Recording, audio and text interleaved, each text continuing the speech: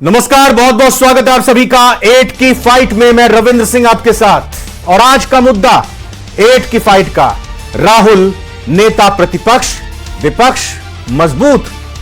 दरअसल ये मसला, ये मुद्दा, ये सवाल इसलिए कि कांग्रेस सांसद राहुल गांधी लोकसभा में विपक्ष के नेता हो गए हैं। राहुल अपने 20 साल के पॉलिटिकल करियर में पहली बार कोई संवैधानिक पद संभालेंगे। 2004 में अमेठी से वो पहली बार सांसद बने थे। 20 साल का उनका पॉलिटिकल करियर अभी तक रहा है। लोकसभा में 10 साल से नेता प्रतिपक्ष का पद खाली था। नेता प्रतिपक्ष के रूप में राहुल को कई शक्तियां और अधिकार मिल जाएंगे। इधर सचिन पायलट ने कहा है कि राहुल गांधी के नेता प्रतिपक्ष बनने से विपक्ष मजबूत हुआ है। अब सदन में अहम मुद्दों को मजबूती से उठाया जा सकेगा। अब सवाल यह कि क्या राहुल गांधी के नेता प्रतिपक्ष बनने से विपक्ष मजबूत हुआ है? राहुल के नेता प्रतिपक्ष बनने से सरकार को कोई चुनौती मिलेगी और सरकार कैसे उस चुनौती का सामना करेगी? तमाम मुद्दों पर चर्चा करेंगे। पहले एक छोटी सी रिपोर्ट देखते हैं।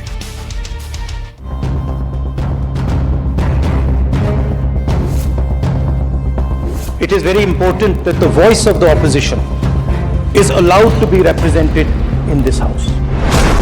राहुल गांधी नेता प्रतिपक्ष, बदला सियासी अक्ष।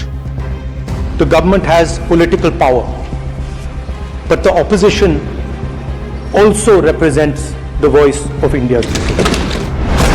कांग्रेस बोली, राहुल के नेता प्रतिपक्ष बनने से विपक्ष हुआ मजबूत। राहुल गांधी जी के लीडर ऑफ ऑपोजिशन बनने से न सिर्फ कांग्रेस में, कांग्रेस कार्यकर्ताओं में, लेकिन पूरा विपक्ष, समूचा जो इंडिया अलायंस है, सभी लोगों में एक ऊर्जा का संचार हुआ है। अहम मुद्दों को मजबूती से उठाया जा सकेगा।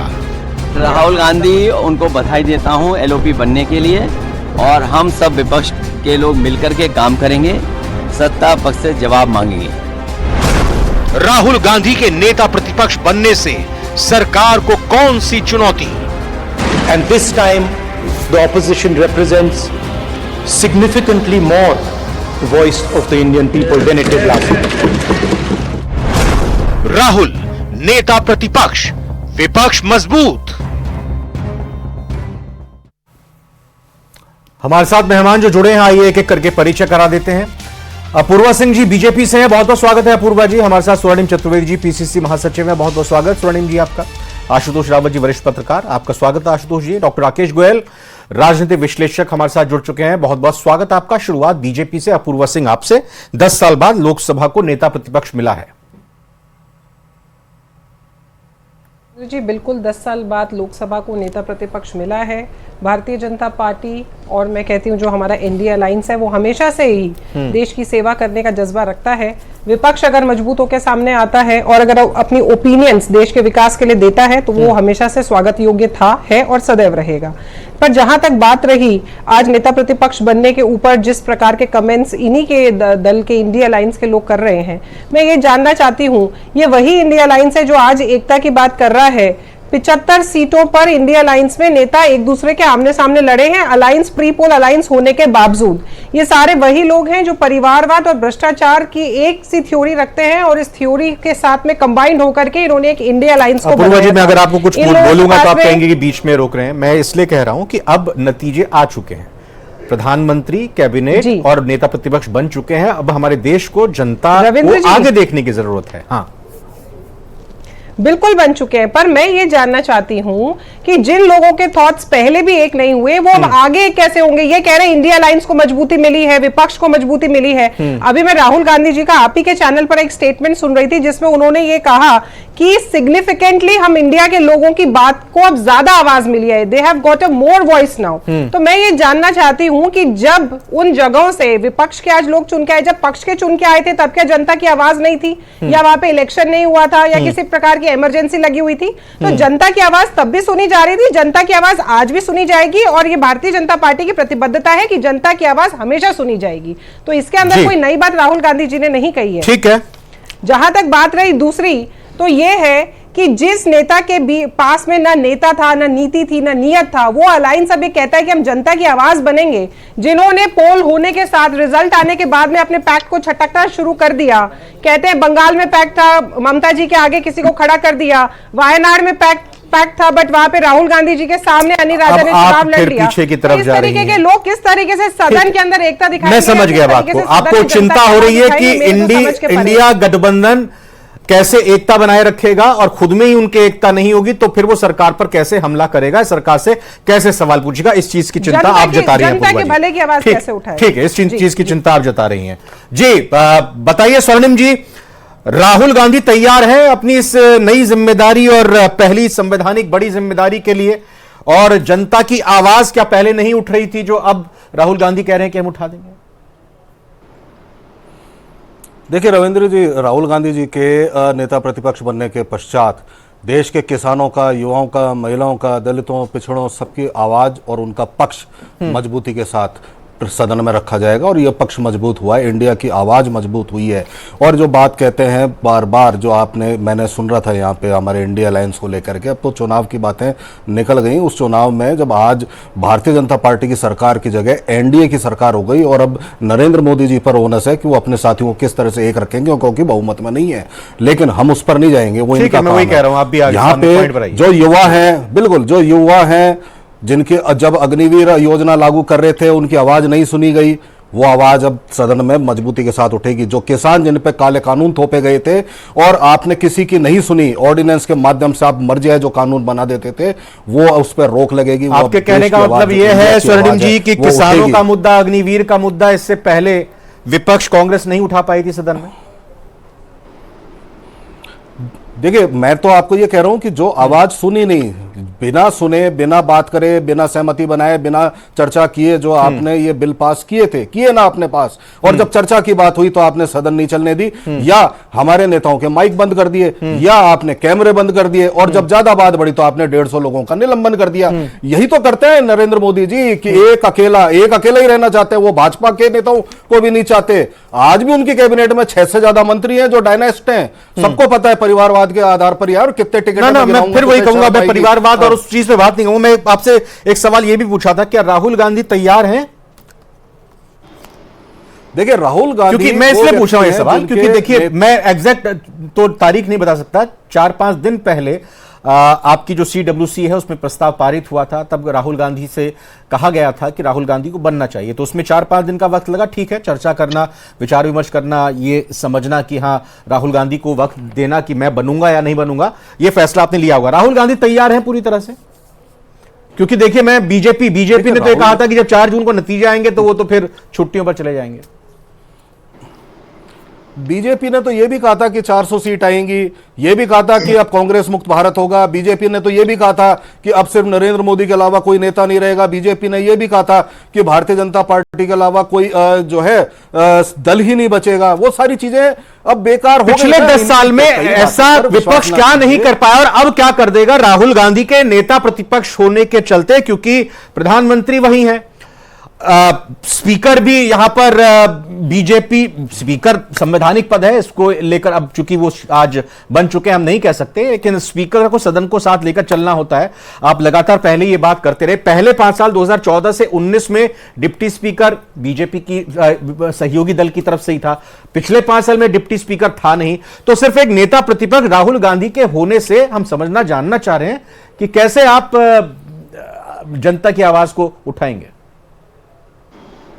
देखिए रविंद्र जी, जब मौका मिलता है, सदन में मौका मिला तो सदन में उठाएंगे, और जब भारतीय जनता पार्टी ने मौका नहीं दिया, सारी मर्यादाओं को, सारी लोकतांत्रिक परंपराओं को तार तार करके आपने किनारे पर रखा, तो आपको ध्यान होगा पूरे देश भर में यात्राएं निकाल करके, पूरे देश भर में लोगों के बीच जाकर के जो है आज भारतीय जनता पार्टी का जो हश्र हुआ वो इसी का परिणाम था। और ये आवाज तो उठाई और उठेगी, निश्चित रूप से हर गलत मुद्दे पर आवाज उठेगी। और जो पक्ष अब तक रखा नहीं जा सका था दादागिरी के कारण, मैं कहता हूं लोकतांत्रिक परंपराओं को, संसद की लड़ाई, सदन की लड़ाई सदन में ही लड़ी जाए तो बेहतर है, सड़क पर उतरकर सड़क की लड़ाई लड़ी जाए, जनता की लड़ाई, वो भी बेहतर है। एक सवाल जल्दी से मैं आपसे कर लेता हूं अपूर्वा जी, जैसा माना जा रहा है, उम्मीद सभी कर रहे हैं कि सर्वसम्मति से ही फैसले होंगे, टकराव वाली स्थिति नहीं होगी, किसी का भी अहंकार या किसी की भी कोई बात, मैं दोनों ही तरफ से हर पक्ष की बात कर रहा हूं, वो आड़े नहीं आएगा, सर्वसम्मति से फैसले होंगे, ये उम्मीद करें।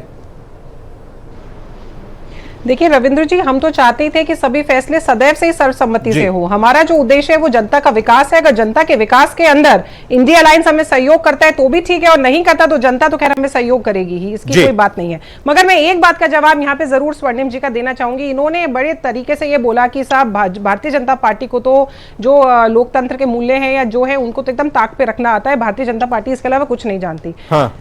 बड़ा मैं क्या कहूं, खेद कहूं, क्या कहूं कि विडंबना कहूं कि आज हम उस तारीख पर डिबेट कर रहे हैं जब इमरजेंसी वाला जो काल है वो ठीक 50वें साल में अपना लग चुका है। क्या ये भूल गए वो काल जिसके अंदर आज जो लोग विपक्ष के अंदर बैठे हैं, आप इसकी डीएमके की कन्नी मोजी को देखिए, लालू यादव जी के घर वालों को देखिए। लालू यादव जी की तो बेटी का नाम ही मीसा रखा गया था, क्यों? क्योंकि उनको जेल में डाल दिया गया था। आज अखिलेश यादव इंडिया अलायंस के साथ में है, मगर उनके पिताजी भी जेल में गए थे। तो ये सब वही लोग हैं। इन लोगों के ना उस वक्त में कोई बैकबोन थी, आज कोई बैकबोन है। मैं समझना चाह रहा हूं, जनता समझ, अपूर्वा जी बिल्कुल, हम उस आपातकाल को 1975 के आपातकाल को याद करके आज हमें क्या करना चाहिए? हमें यह करना चाहिए कि हमें डिक्टेटरशिप को त्याग करके और बहुत ही डेमोक्रेटिक वे से जो है जीवन को चलाना और सदन को चलाना आना चाहिए, और भारतीय जनता पार्टी वही कर रही है। मगर कांग्रेस बार बार जो है, अब देखिए राहुल गांधी जाते हैं इस तरीके से कॉन्स्टिट्यूशन को हाथ में लेकर जाते हैं। वो व्यक्ति कॉन्स्टिट्यूशन को हाथ में लेकर जा रहा है जिस पार्टी ने 90 टाइम्स आर्टिकल 356 को लगाया है, स्टेट से सारी पावर छीन करके सेंटर में डाइल्यूट कर ली गई। एक छोटा सा जवाब जल्दी से, एक इस चीज में स्वर्णिम जी एक बात और जोड़ देता हूं, क्योंकि राहुल गांधी लगातार चुनाव प्रचार के दौरान एक चीज और रविंद्र जी, एक चीज और कहूंगी। 1980 के अंदर जब इंदिरा गांधी जी वापस लौटी, आने के साथ में साउथ ब्लॉक के अंदर इमरजेंसी कैबिनेट की मीटिंग बैठाई गई और 9 राज्यों के अंदर। ठीक है मैडम, बिल्कुल इतिहास की अच्छी जानकारी आपको है, लेकिन मैं राहुल गांधी की खुद की अगर बात करूं, राहुल गांधी की खुद की बात करूं, खुद की राहुल गांधी की बात करूं तो ऑर्डिनेंस उन्होंने फाड़ दिया था। जो ऑर्डिनेंस था वो उन्होंने फाड़ दिया था बीच में प्रेस कॉन्फ्रेंस के दौरान। इसी की बात चर्चा स्वर्णिम जी आपसे करूंगा। आपातकाल को याद दिला रही हैं और कह रही हैं कि डिक्टेटरशिप जो की गई आपके टाइम में, कांग्रेस की इससे पूर्व की सरकारों के वक्त में जो राज्य सरकारों को बेदखल किया गया, तमाम तरह से फैसले लिए गए, उस पर हमें विचार करना चाहिए। 90 बार, 90 टाइम्स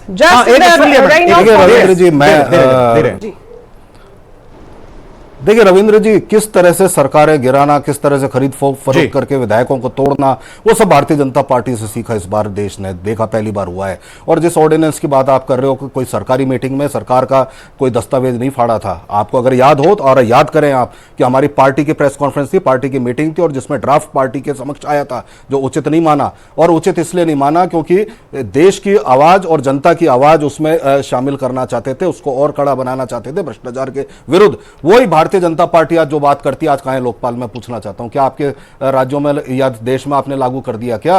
ये सारी चीजें यही मुद्दे लेकर के आए थे। महंगाई और बेरोजगारी का मुद्दा था, अब उठेगा, पुरजोर तरीके से उठेगा। राकेश गोयल जी के पास सीधा महंगाई कम करेंगे, बेरोजगारी हटाएंगे। 2004 में पहला चुनाव पहली बार लड़कर जीते थे राहुल गांधी, अब वो नेता प्रतिपक्ष बन चुके हैं।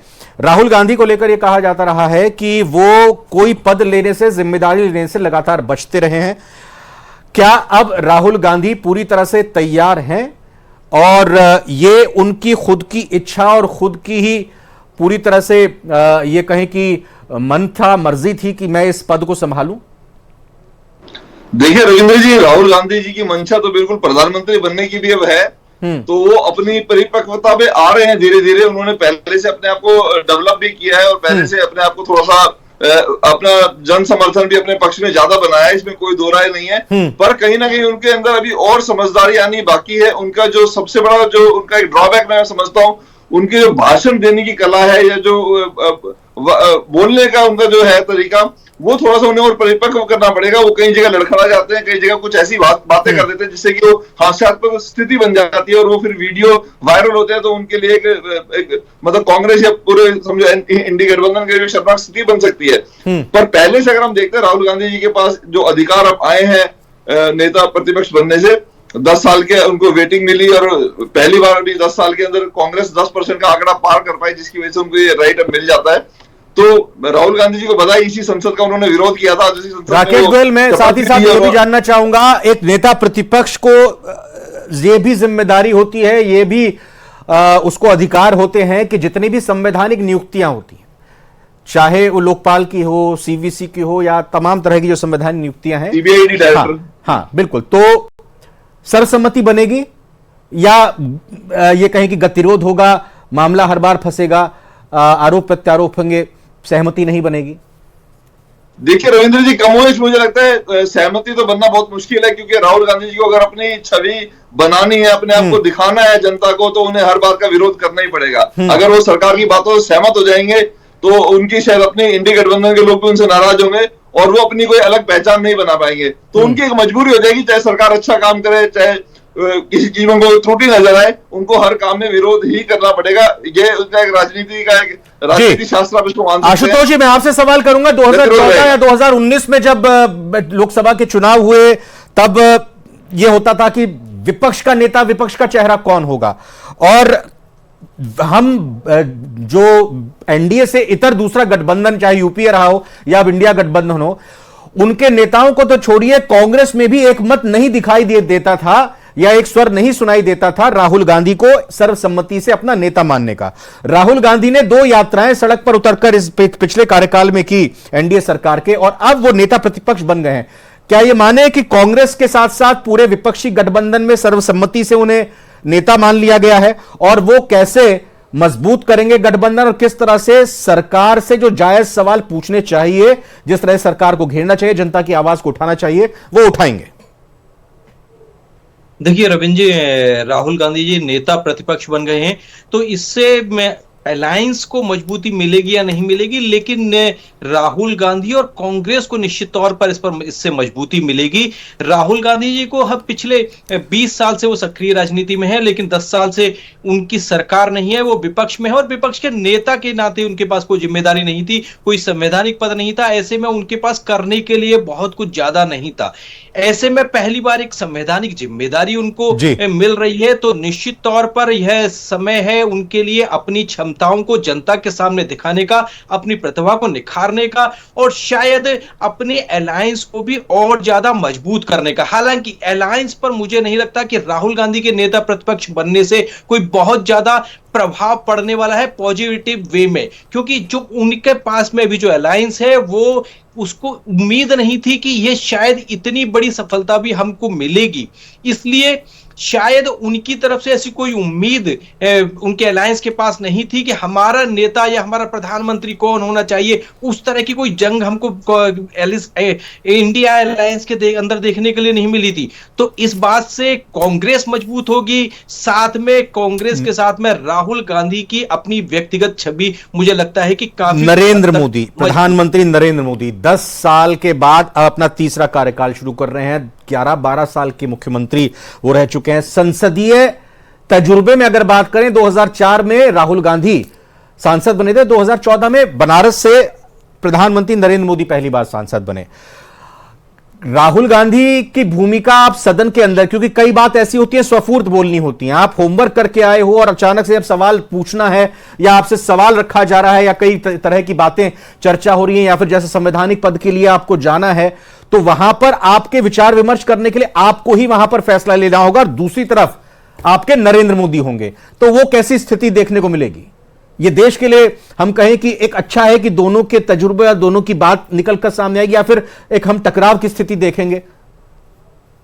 देखिए, विपक्ष के नेता के नाते टकराव की स्थिति तो रविंद्र जी हमको देखने के लिए मिलेगी, लेकिन मुझे लगता है कि इससे कांग्रेस को फायदा भी होगा। शायद नरेंद्र मोदी को जितना अनुभव है, जितना संवैधानिक प्रक्रियाओं को फॉलो करने का जितना एक्सपीरियंस है, उतना कांग्रेस के राहुल गांधी को नहीं है। तो इससे कांग्रेस को मजबूती मुझे इस तौर पर दिखती हुई लग रही है कि जनता के बीच में उन्होंने एक अपनी सकारात्मक छवि पिछले 5-6 साल में बनाई है, अपनी छवि में इंप्रूवमेंट किया है।